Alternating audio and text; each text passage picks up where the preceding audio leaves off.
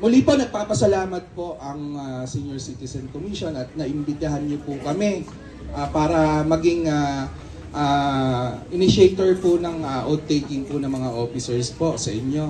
So, marami pong proyekto po ngayon na nakahanda po ang commission. Hopefully po, pwede na ba ako magsalita? Yes. Ituloy ko na, i-joke ko lang po sana pero itutuloy ko na po. Yun po. So, opo, may mga may mga proyekto po na nakahanda at may mga ita-transfer na hopefully by March po yung assistance to elderly person from DSWD to NCSC po. So, medyo magiging na po tayo, talagang may pondo na po tayong pamigay para po sa pagpasensyahan nyo na po ang NCSC noong mga nakaraang buwan, mga nakaraang taon po. Kasi talaga po ang pondo po binibigay po sa DSWD. And hopefully, within this year, yung centenarian law po. At may chismis po kasi ako eh. May chismis. Hindi na ho centenarian law. Nire-repeal na ho yun. Wala na ho yung centenarian law. Kasi dapat, di ba, centenarian law 100. May makukuha kayong 100,000 po, di ba? Wala na ho yun. Wala na po. Kasi po, sana po bukas mapirmahan na po. Pero schedule na po namin bukas kay Presidente Marcos po. Na mapipirmahan po pag nakatungtong po kayo ng 80, may certain amount po na ibibigay. Then every 5 years po, meron pong ibibigay yung president. Yung mga, bali 80, 85, 90, 95. So yun po yun. Then 100, meron po mga certain amounts po. So hindi na po natin hihintayin yung 100. Oo, kasi minsan yung 100 nakikinabang po yung mga anak po. Diba? At least po makakatulong na po sa ating mga nakakatanda po. Yun. Hopefully panalangin nyo po, wag magkasakit si BBM. Presidente BBM po natin. Mapirmahan na po bukas, schedule na po yun. After flag raising po namin sa Malacanang, then pupunta na po kami doon sa opisina. Sa tulong na rin po nila. Dahil talagang po yan sa Kongreso, talagang pinaglalaban po yung mga karapatan ninyo. Opo. Opo, ano pong chismis yan? National Commission of Senior Citizen. Ito po, kailangan po ba daming gawin ito online? Kumakalat po yan. Paka-scam na naman niya, kukunin lang data namin. Okay po, yung aliwanagin na po natin. Yung social pension po, bali social pension po yan eh. Di ba yung 500 na natatanggap po from DSWD po yun eh. So from indigent social pension nga po. Indigent po yung mga qualified po doon eh. So doon po sa 500 na yun, may nagawa na hong batas na ginagawa na pong 1,000. So tama, half-truth po yan, totoo po. Dahil may 1,000 na po talaga. So, pero ngayon pa ho, pansamantala, hindi pa ho na ita-transfer sa NCSC, yung social pension. But hopefully, we are constantly talking with the SWD to transfer na po yung social pension sa amin. Kasi may hinihingi po sa amin na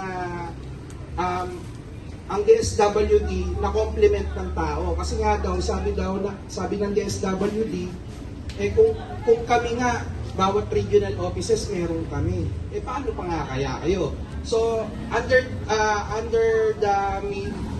the radar po yung talking with the DSWD, ini-encourage po namin kasi may mga system po kami pwedeng ipa-implement. So, ini-encourage po namin na i-transfer na sa amin. Paano namin matetestingan niya kung hindi nyo ibibigay sa amin. Saka meron naman po nakalagay kasi sa batas na lahat po ng empleyado ng DSWD under social pension, pwede yung lumipat sa amin kung gusto po nila. Okay? So, pansamantala pa ho, wala pa ho yan, hindi pa ho sa NCSE. Pero totoo po yun na may 1,000 po every month. Okay? Sabi po. Ako, pangalawa na. Yung pangalawa na, may bayad na sa... Joke, ano po yun? Ayun yung pinaglalaban ng isa dyan. Ayun yung sinasabi natin. Diba, ibukod pa yun. Ay, yung universal po, wala pa ho yun. Kasi, last year po, umattend po ako ng mga congressional hearing, Senate hearing po. Yung universal po kasi ang gusto po is walang qualification, hindi kailangan indigent. Di ba? Universal nga po eh. So, ibig sabihin nun, pati yung nag-pension from SSS, DSIS, at yung iba pang mga pension, eh hindi naman di-disqualified yung mga universal na pension. However po, last year pinag-aaralan po sa committee level. Ito po, Chichis, ano to, Marites yata. Ano ba to, lawyer na to, Marites? Hindi po, sinasabi ko lang po sa inyo, nire-relay ko lang po sa inyo. Kasi, bilang ano po ng senior citizen, representante po ng mga senior citizen doon sa Kongreso po. Yung social pension po, yung universal social pension, pinag-aaralan dahil medyo malaking budget ang kailangan. Tatapatin ko na po kayo. Wala na po tayong, ayoko po kasi kayong, medyo umasa. Di ba po? Pero yun po, pinag-aaralan po. Maniwala ho kayo, ang debate po sa committee, talagang medyo kung sa gera, World War III po ang nangyayari doon. Pagka pinaglalaban po ng mga kongresista po natin na, hindi, bigyan na natin yan. DBM, maghanap kayo ng pera, laging ganun. So, ang gusto po ng mga kongresista, lahat talaga. Kung maniwala po kayo sa hindi, gusto po nila. But the problem is, yung pondo po, alam naman po natin, pag naging, ayaw kasi ng mga ating mga kongresista na pag yan naging batas, maging ampaw. Diba? Kasi magiging batas nga, ang problema, paano maibibigay sa inyo? Matutupad na yung kasabihan na pinangakuan na po kayo, gusto niyo pamunto pa rin. Diba? So ayaw naman po ng ating mga butihing kongresista na gano'n. So ngayon po, pinaghahanap po yung DBM para yung pera na ibibigay po sa universal pension, magkaroon. So until now, yung DBM dapat ang kinukulit natin. Medyo... Opo, question po.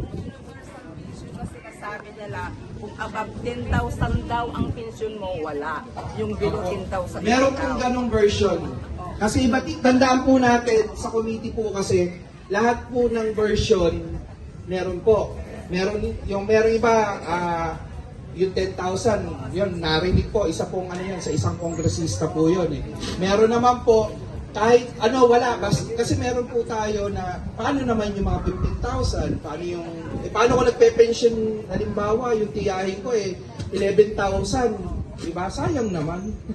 Diba? 1,000 na lang eh.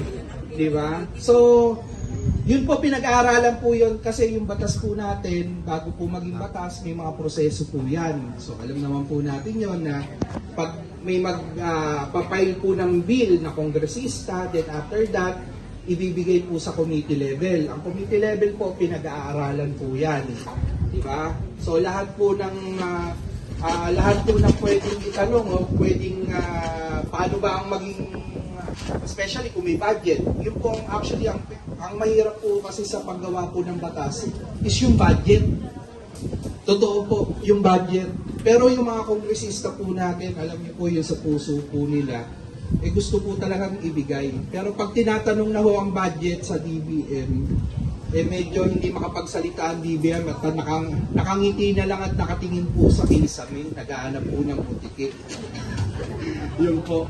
Pero wag po kayo mag-alala, pag may mga good news po, nasa website po namin yan, ipopost po namin. At kayo, actually kayo po yung unang nakarinig ng pagpirma po doon sa octogenarian doon.